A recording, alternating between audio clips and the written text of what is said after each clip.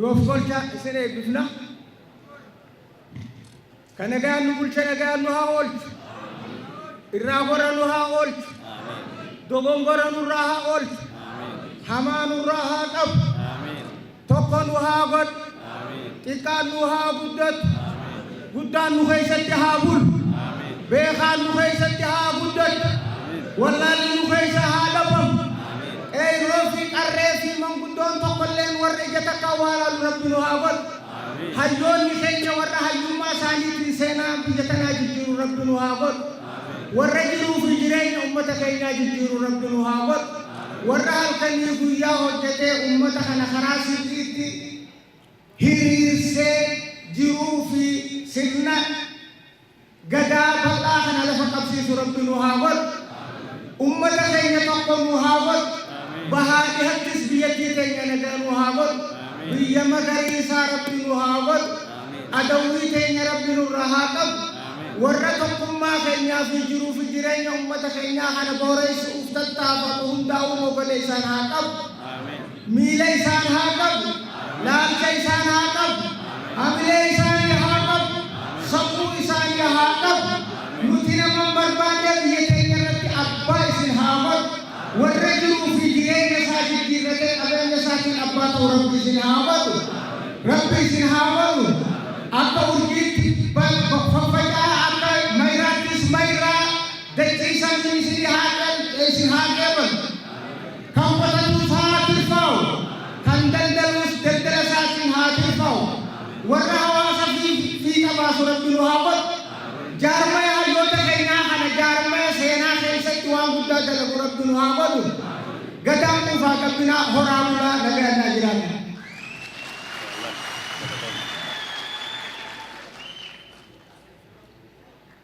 بسم الله الحمد لله الصلاة والسلام على رسول الله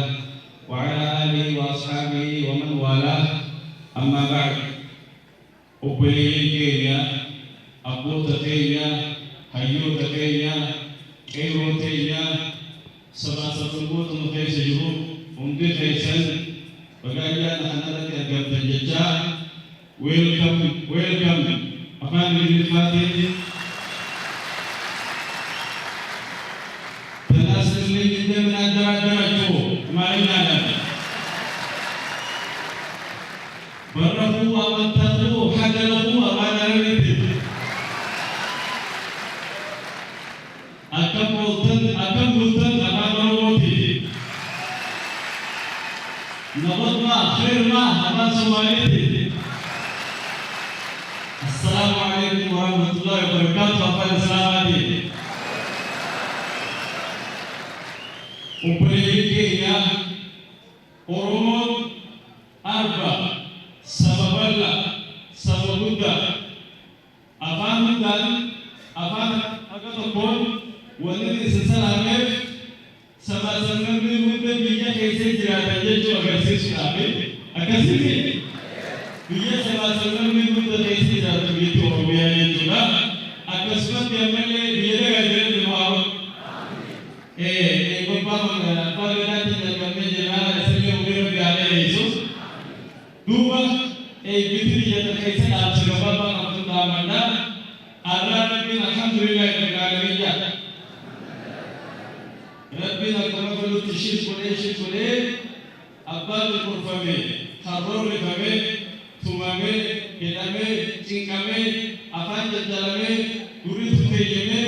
apa dubbatiye. Guru yang mengajarkan kajian ini turut berbicara secara terbaik. Guru asus terbaik ada sifat alhamdulillah berkali. Rabbi mudah Quran ayat jaga. Qulillahumma malikal mulki tu'til mulka man tasha wa tu'izzu man tasha wa tudhillu man tasha biyadikal إنك على كل شيء قدير تولج الليل في النهار وتولج النهار في الليل وتخرج الحي من الميت ومخرج الميت من الحي ذلكم الله فأنى تؤفكون تفقهون.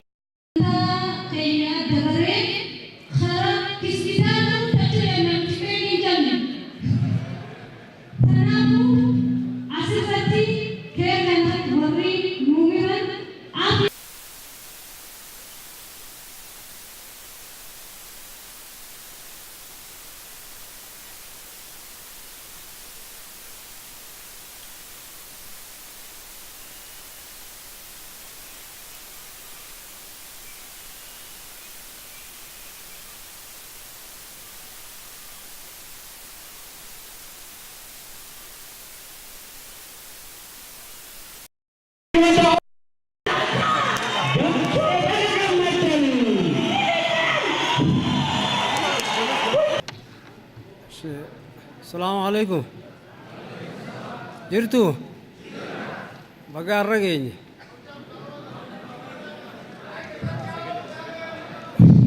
هاي بقى بيا راتي نقول سنجا درام درسه كم توتا مثل صوتا قمي أبوتي غدا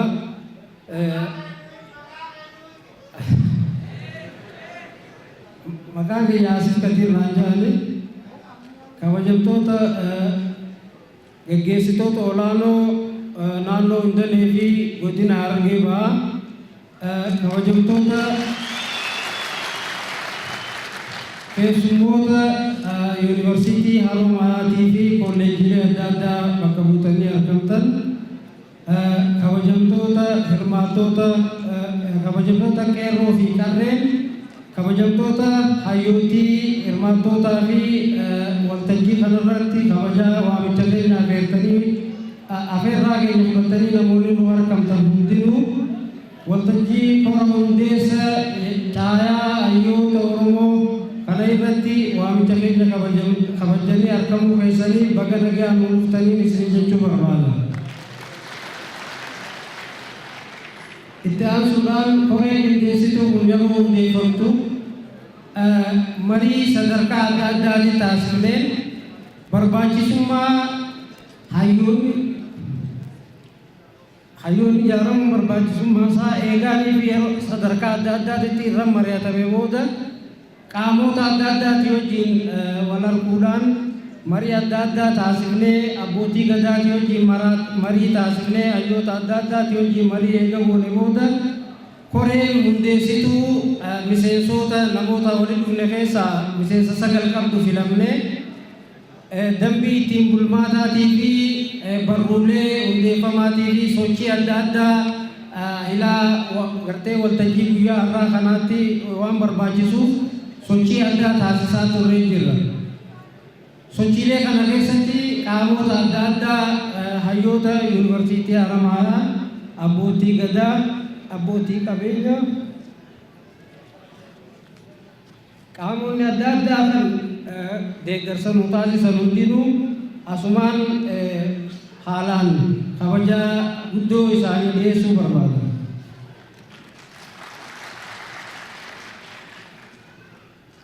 Waltajjii har'aa kun waltajjii koree hundeeffama waldaa caayaa hayyoota Oromooti.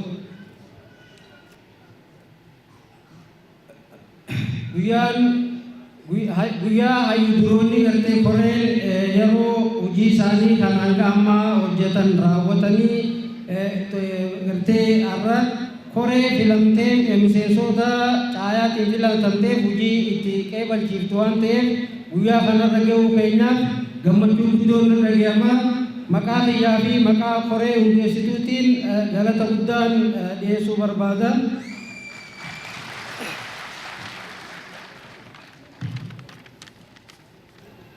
Akkasumas maayii irratti milkaa'ina kora hundeeffamaa kanaaf dhaabbileen hirmaattoonni qaamonni adda addaa gartee deeggarsa nu godhaa turan iddoo qubsumaatiin marii adda addaa yeroo taasisu manni nama dhuunfaatiin mana isaanii yeroo baay'ee deddeebi'uudhaan waltajjii adda addaa mariidhaaf ilaa halkanii guyyaa itti taasisaa turre namoota deeggarsa nu godhan qabeenya isaaniitiin qophii guyyaa har'aa kanaafis isaan hundaa'uu galatoomfachuu barbaada. akkasumatti kanatti aansuudhaan itti aanaa bulchaa godina Harargee Bahaa gara waltajjii dhufanii haasawa kan nu godhanii dhaamsaa nu dabarsan kabajaan afeeraa hunda keessanuu irra deebi'ee guyyaa irraa kana ga'uu keenyaa fi kabajaa waamicha keenyaa beektanii asiin warqamuu kanaaf baay'ee galatoomaan isin ijaa maqaa kiyyaa fi maqaa koree hundeessituutiin.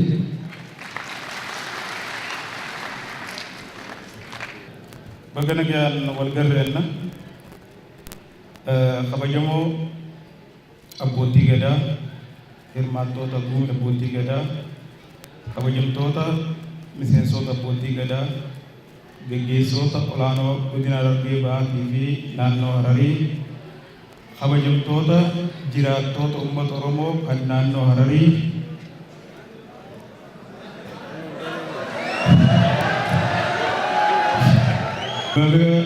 kabaja Hundeeffama Caayaa Hayyoota Oromoo kanaan isin ga'ee jechuun barbaada. Warri magaalaa Hararii fi naannawaa isaa jirtan haala turenuuf gala neesni hubanna mormuun keessanis quuqaa isin jirurraa akka teenuuf gala kallattii sadii hubattanii quuqaa kan isinirraa buqqisuuf isin cinaa kan jirru ta'uusaa isin ibsuu barbaada. Jecha tokko na yaadachiiftan yeroo tokko aanaa konkolchaa soommana osoo ta'aa jirru maal dalaganaan jeen gaafatee jaarsi tokko lakkii hojjetaa mootummaa fi hooggansarraa jiraa jeene yaa aboo isin jara ilmoo ida'ama takkaa'u sibiyyaan nama bira kaayee dagatu sanii naan jee fuulii namaa kannee kan irraanfatee ilmoo isaati ilmaan keenya irraanfannee obboleeyyan keenya irraanfannee isin cina jirraa yaaddoo irraa baay'achuun barbaada. Akkuma beekamutti hayyuun iddoo hundatti uummata tokkoof qaroodha ija. Ijaan alatti gara deemtuun beektu deemtus waan itti deemtuu fi adda baafachuuf rakkatta. Hayyoonni keenya hedduun jayinoonni keenya hedduun qabsoo Oromoo tarumaa geggeessanii lubbuu isaanii kan dabarsan as Harargee Bahaa ona Calanqooti. Isin akka aadaa faranjiitti ol nu kaaftanii yaadannoo sammuu gootanii fi jirtanii nukka aadaa warra bahaatitti jayinoota keenya kan wareegameef rabbi haa rahmatu jenna. Iddoon injifannoon dhumaa uummanni keenyatti wareegamee Harargee Bahaa ona Calanqoo ta'us ifa bahee qabsaa'uu dadhabuus hayyoota isaa ijaaree maqaa garaa garaatti moggaasee afaan isaa akka hin banne aadaan isaa akka hin banne eenyummaan isaa akka hin banneef hayyoonni keenya hedduun hanga wareegama lubbuutti biyyaa godaanuutti kan kafalan ta'uusaa ragaan seenaa ifa baasan. Osoo bakarwaaree akka goobana aadaa keessatti kaleessa nu ganatee nutis mataa ol qabannee arran dubbannu. Bakarwaaree maqaan baduu mannaa lubbuun baduu wayya jee dhiiga isaa dhangalaasee dirree Calanqooti irratti hafee dhiigni isaa garuu achumaan hin hafne qeeroo fi qaree hooggansa jijjiiramaa dhaluudhaan biyya tana iddoo guddaadhaan achi baasaa jira. Biyyi keenya sochii jijjiiramaa yeroo ammaa keessa jirtu kana kennaadhaan takkaa'uu ergisaadhaan kan dhufe osoo hin ta'in ga'umsa gaggeessaan jijjiiramaatii fi qeeroon keenya boba'aa ta'uudhaan lubbuu isaa wareegee ifatti falmatee haqasaa ifatti kan baase ta'uusaa hundi keenya yeroodhaan isaa yaadachuu fi kaayyoo isaa wareegamaniif tiisuun nurraa eegama. Ergaan hayyoota kanaaf qabnus caayaa hayyoota kanaatiif hayyoonni biyya takkaaf lafee duudaa takkubeenne ija kennetti hayyuun hundinuu iddoo isaa qaba. Mana tokko yeroo ijaarru utubaadha qaba, dagaleedha qaba, miggaadha qaba, fottokkeedha qaba inni kun walitti dhufee mana ta'a. Hayyoonnis ogummaa garaagaraatii fi beekumsa garaagaraa qaba. Hundinuu nu hundi irfiidha qabna yennee nama miisu dhabna, nama meeshaa meeraruu dhabna, nama firii buusu dhabna. Hayyoonni keenya dambii isaa irrattis hojmaata isaa irrattis adda baafatee kaayyachuu qabu. Eenyu maalirra bobba'a, eenyu qonnarra bobba'ee qorannoo qonnaa gaggeessa, eenyu fayyaarra bobba'ee fayyaa hawaasaa eega, eenyu siyaasaarra bobba'ee haala biyyi tun ittiin deemtu irratti gorsaa ta'ee biyya tana karaa gaarii deemsa kan jiru adda baafatee hundinuu kan dibicha funyoo qabee deemuu fi kafirii buusuu fi hundi addaan ba'ee irfii takka irratti walloluu osoo hin ta'in gahee addaan qooddatee kan deemu ta'uu qaba. Walumaa galatti hayyoonni kuni mootummaadhaafis deeggarsa guddaadha inni amanna. Mootummaan hayyoota of biraan qabne, mootummaan beeytoota of jalaan qabne mootummaa miti bal'aa ulee darbe malee. Kanaaf hayyoota kana kan deeggarruu fi cinaa kan dhaabbannu ta'uusaa gamanumaa ibsaa dhumarra